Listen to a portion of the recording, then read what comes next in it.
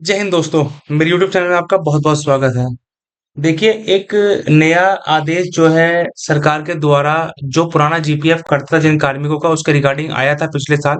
उसमें सरकार के द्वारा कुछ चेंजेस में जो है इस बार करे गए हैं। क्या चेंजेस हैं? जैसे सरकार के द्वारा सीमा लगाई गई थी कि 5 लाख तक ही आप इसमें जीपीएफ कंट्रीब्यूशन प्लस सरकार के ब्याज के साथ काट सकते हैं। लेकिन कुछ कर्मचारियों का जो पैसा था वो 5 लाख से ज्यादा कट गया है। तो अब क्या डीओ, जो पेंशन विभाग है, उसके द्वारा क्या डीओपीटी जारी किया गया है, उसके बारे में इस वीडियो के माध्यम से हम जानने वाले हैं। आइए शुरू करते हैं।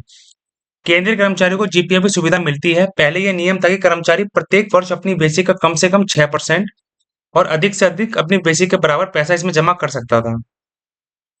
और सरकार जमा पैसे के ऊपर 7.1% के हिसाब से ब्याज का भुगतान करती है। ऐसे में बैंकों की तुलना में ब्याज इसमें ज्यादा मिलने के कारण बहुत सारे कर्मचारी अपनी पूरी की पूरी बेसिक के बराबर पैसा इसमें जमा कर देते थे। यानी कि ज्यादा ब्याज लेने के लालच में कर्मचारी अपनी पूरी बेसिक इसमें जमा करते थे, जिसके कारण सरकार को ज्यादा ब्याज देना पड़ता था। उसी को देखते हुए 12 जून 2022 से सरकार ने नियम में बदलाव कर दिया। इस नए नियम के अनुसार प्रत्येक वित्तीय वर्ष में कर्मचारी का योगदान और सरकार का ब्याज जोड़ के 5 लाख से ज्यादा जीपीएफ खाते में जमा नहीं करा सकते। सभी विभागों को स्पष्ट निर्देश दिया गया है कि कर्मचारी खाते से इस प्रकार से कटौती करनी है जिससे कर्मचारी का अंशदान और सरकार के अंशदान दोनों को मिलाकर जीपीएफ खाते में 5 लाख से ज्यादा जमा ना हो।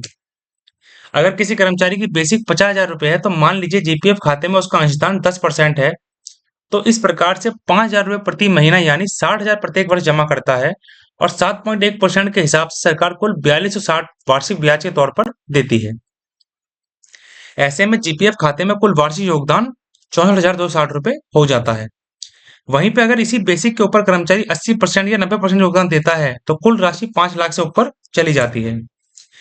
ऐसा निर्देश मिलने के बावजूद इस पर ध्यान नहीं दिया गया और बहुत सारे कर्मचारियों के जीपीएफ खाते में 5 लाख से ज्यादा पैसा जमा हो गया।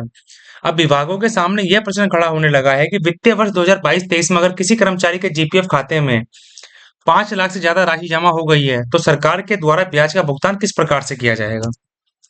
सभी विभागों की तरफ से डीओपी पीडब्ल्यू से स्पष्टीकरण मांगा गया कि वित्तीय वर्ष 2022-23 में 5 लाख से ज्यादा राशि जमा होने पर कर्मचारी के जमा पैसे के ऊपर ब्याज दिया जाएगा या नहीं, क्योंकि सरकार ने 5 लाख की लिमिट रख दी थी। उसी को लेकर 2 मई 2024 को केंद्र सरकार के पेंशनभोगी कल्याण विभाग डीओपीपीडब्ल्यू की तरफ से स्पष्टीकरण दिया गया है। पेंशन और पेंशनभोगी कल्याण विभाग ने स्पष्ट किया है कि पहले से निर्देश दिया गया था कि जीपीएफ खाते में कर्मचारी के योगदान और सरकार के ब्याज को मिलाकर 5 लाख से ज्यादा पैसा नहीं जमा होना चाहिए। फिर भी इस पर ध्यान नहीं दिया गया। आप अगर किसी कर्मचारी के जीपीएफ खाते में वित्तीय वर्ष 2022-23 में 5 लाख से ज्यादा पैसा जमा हुआ है तो इनकम टैक्स अधिनियम के तहत कर्मचारी को ब्याज का भुगतान किया जाएगा। तो जो भी कर्मचारी जिनके खाते में 5 लाख से ज्यादा जमा हो चुका है उनको ब्याज सरकार द्वारा उस पर दिया जाएगा। ऐसा नहीं है कि 5 लाख तक ही ब्याज दिया जाएगा।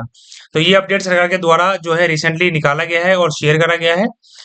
अगर इसमें कोई और अपडेट सरकार के द्वारा पेंशन को लेकर आता है या कोई और डीओपीपीडब्ल्यू के द्वारा कोई आदेश जारी किया जाता है तो मैं इस चैनल पे एक वीडियो के माध्यम से आप लोगों तक उसकी जानकारी पहुंचा दूंगा। वीडियो अच्छा लगा हो तो लाइक करिएगा, चैनल को सब्सक्राइब करिएगा। जय हिंद, जय भारत।